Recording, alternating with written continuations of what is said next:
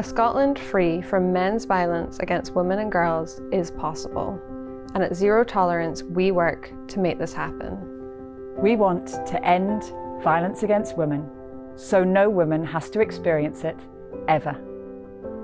We know we can do this by shaping attitudes and achieving gender equality. We provide journalists and editors with guidance and stock images so that they can report on men's violence against women and girls responsibly.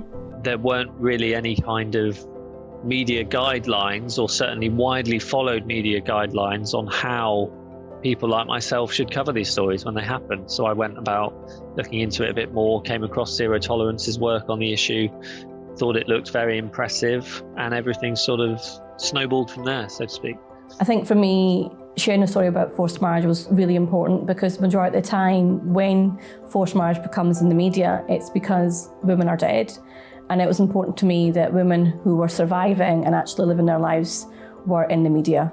You know, saying survivor rather than victim, for example, might seem to someone who's never experienced the kind of things we're talking about like a very insignificant difference that has no impact at all, but actually it can have a huge impact, and the guidelines are a great way of highlighting that. You're sharing your story, you get the confidence, you're connected to the right people.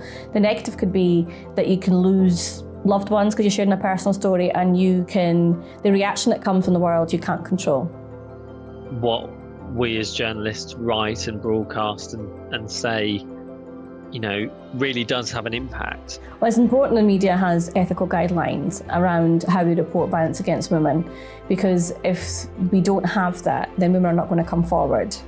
And if there's going to be undertones of victim blaming, women will not come forward. So it's very important that we don't scare women into more silence than they already are in silence.